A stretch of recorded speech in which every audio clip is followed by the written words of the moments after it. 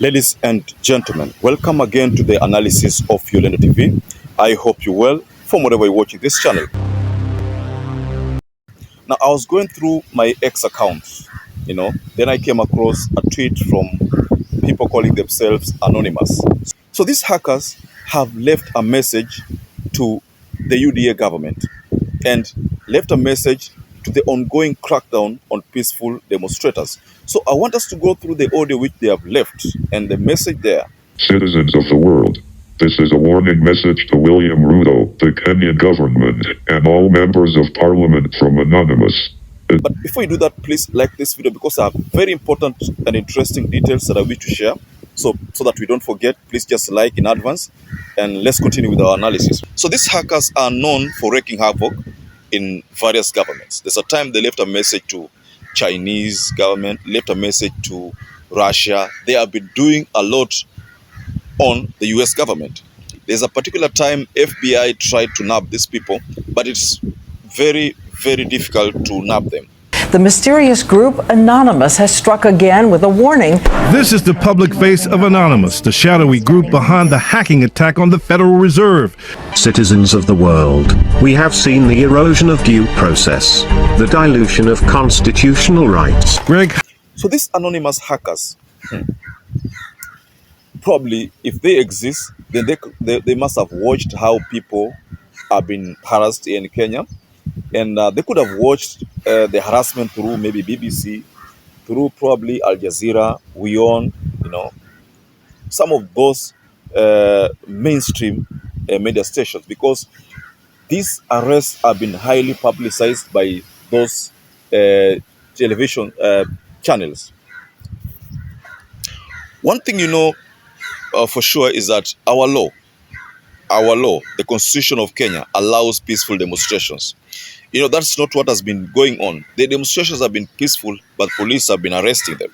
So the message that was left by anonymous hackers bordered around the fact that there's need to respect peaceful protests. There's need to respect peaceful demonstrations. So they warned the police against this kind of arrests. They also went to an extent of telling the government that they should repeal this finance bill. Of course, the main reason why protests are taking place is because of this punitive finance bill, and Kenyans are not ready for it. The youths have realized that this finance bill is going to affect them, and most of the content creators have realized that if they allow this government to continue the way it's continuing, then they are going to suffer. So I want you to first of all listen to this part of the audio. Just listen to this audio. Citizens of the world, this is a warning message to William Ruto, the Kenyan government, and all members of parliament from Anonymous. It has come to our attention that there are discussions in parliament to pass the finance bill, which will unfairly tax the citizens of Kenya. Kenyans attempting peaceful demonstrations are being unfairly harassed, arrested, and shot at with live bullets by the police force under your command. Fortunately, several phone numbers belonging to members of parliament are circulating online. Soon, there will be an uprising of hackers, many of whom may reside in your home country. Your secrets may no longer be safe, and there is a chance that all these secrets will be exposed to show how corrupt and unjust members of this parliament are, embezzling public funds for personal gain. On Thursday, the 20th of June, Kenyans will march and occupy parliament. We do not want you to amend the finance bill. We want you to reject it. Listen to the cries of your citizens, or the people of the world will resist you every step of the way. Citizens of Kenya, do not worry. Tuko Pamoja.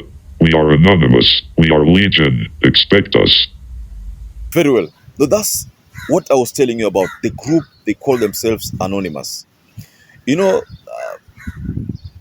a time I was just combing through the internet, try to ascertain some of the damages that this group has caused, and the damages are huge.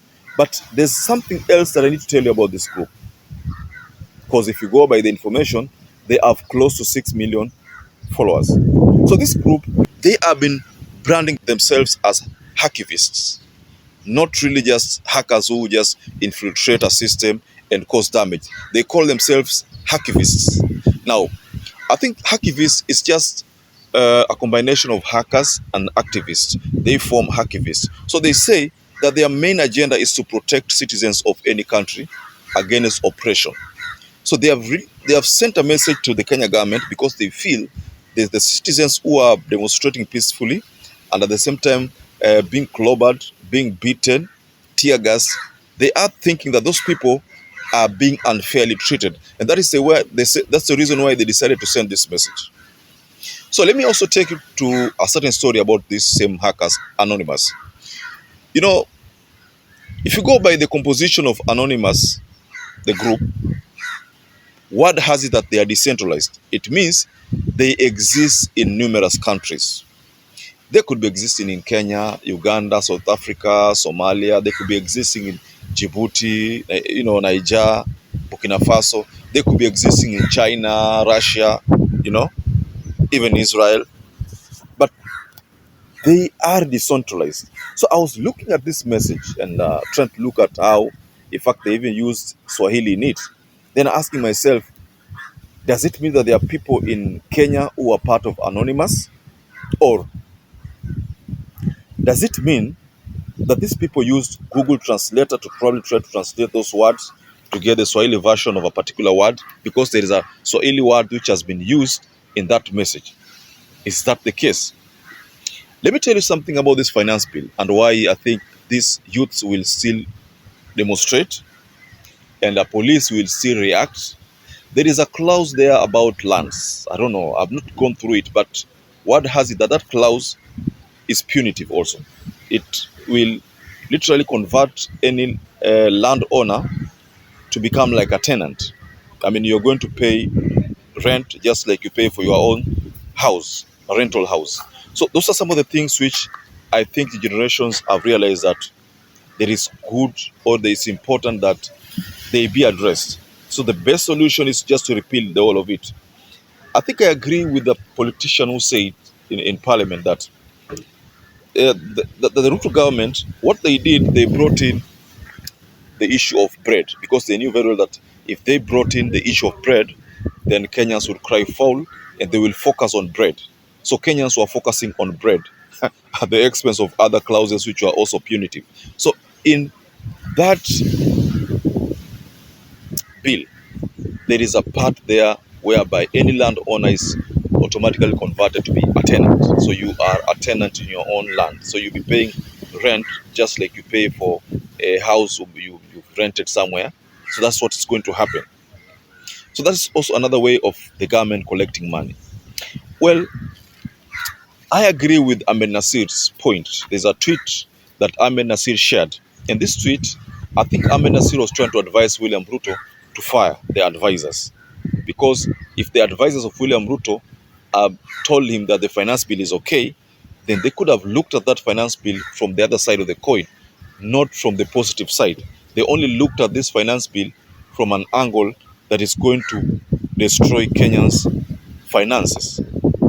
So Ahmed Nasir is trying to tell William Ruto to fire them or to maybe take this opportunity to vindicate himself from the blame by simply advising those people to repeal the whole finance bill. Ladies and gentlemen, I don't know that you agree with Ahmed Nasir, but personally I think Ahmed Nasir for the first time has made sense there. Repeal the finance bill, then reconstruct it again. Fire all the very highly salaried advisors like David D. Perhaps if you're watching this video and you're not subscribed, please take 1 second and subscribe, like this video. Until you catch up again, stay safe and stay blessed.